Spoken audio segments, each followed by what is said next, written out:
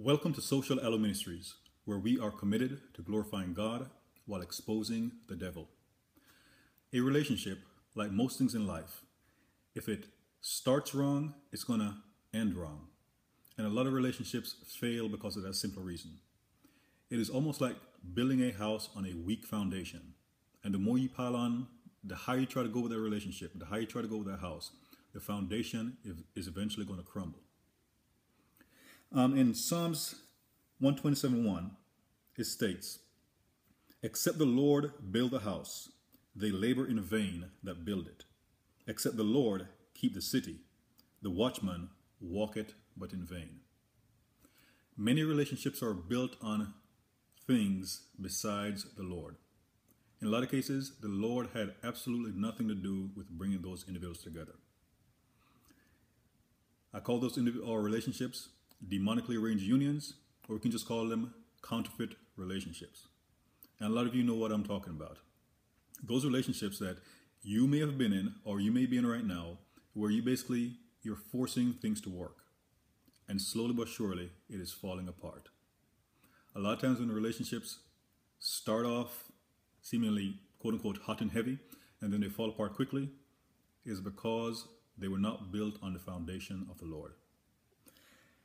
And the Bible has what I call the quintessential example of what happens when a relationship was not ordained by the Lord, but you try to make it work. And it is the story of Jacob and his wives. As we know, in Genesis 29, Jacob made an agreement with Laban to marry his younger daughter Rachel, a woman Jacob loved. But after 7 years, at the last moment, Laban deceived Jacob into marrying Leah. And he was horrified when he woke up the following morning because he didn't love her. If you think, for example, you're going to start a relationship that doesn't truly have love at the beginning and it's going to grow later, you may be in for a sad mistake. In Genesis 29, verses 31, it says something that is very disturbing. But it should be expected. "And when the Lord saw that Leah was hated," Jacob actually hated Leah. But then again, what would she or her father expect? Jacob did not love her in the beginning. He did not work 7 years to be with her. He worked 7 years to be with Rachel. The night when they consummated their marriage, Jacob thought that he was with Rachel. And maybe Leah thought that she had him. But a week later, Jacob was able to marry Rachel. And this time he knew that he was marrying Rachel. And despite what happened that night, when Leah and Jacob consummated their marriage, there was something that happened between Jacob and Rachel that was special.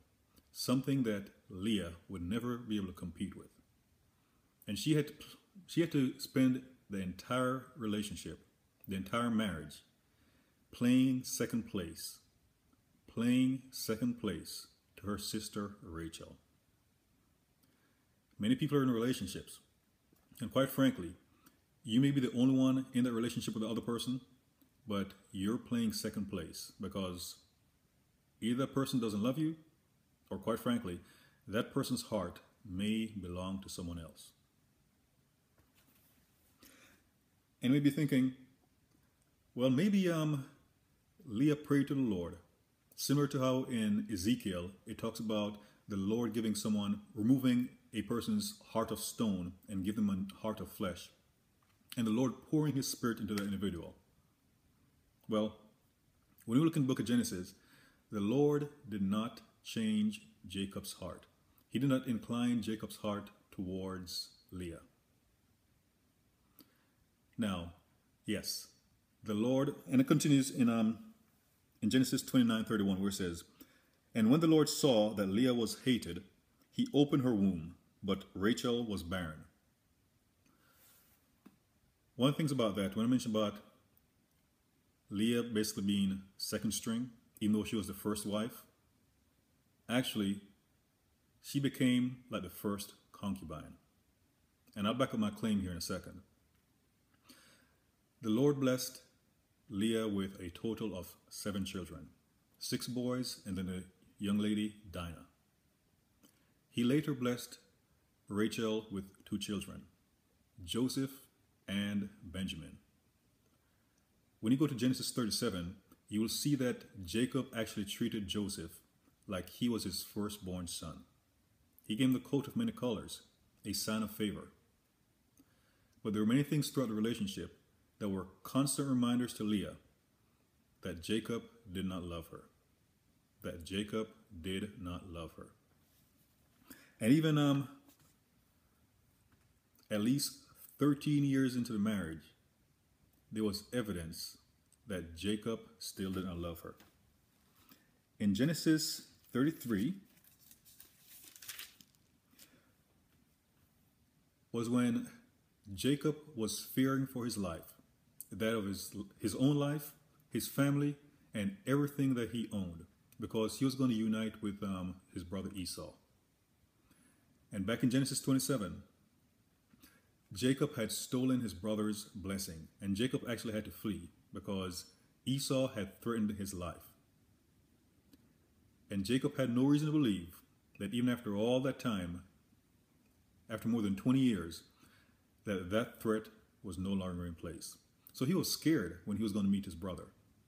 And this right here shows how little regard he had for Leah. In Genesis 33, verse 1, and Jacob lifted up his eyes and looked, and behold, Esau came with 400 men. So not only did they have to worry about Esau, but he had 400 additional men to worry about. What would they do to him, especially after what he did to Esau many years prior? And he divided the children unto Leah and unto Rachel and unto the 2 handmaids.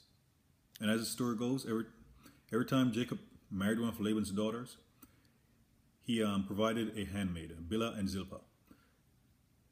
So he ended up having 2 additional concubines.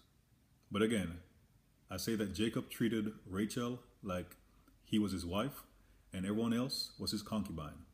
And even though he had married Leah first, she ended up being like his first concubine. So he divided the children unto Leah, unto Rachel, and unto the 2 handmaids. And he put the handmaids and their children foremost. He put the handmaids and their children foremost. That's also a bad thing. Rather than Jacob going ahead of his family, he was putting his family ahead of him like speed bumps. And Leah and her children after, and Rachel and Joseph hindermost. So the ones that he kept closest to him, if they were going to perish, the ones who would perish last would be Rachel and Joseph. Of course, at that time, or at that point in time, Benjamin had not been born. But you see the hierarchy regarding who Jacob loved. He had the least amount of affection for the handmaids, his concubines, followed by Leah, and then he loved Rachel.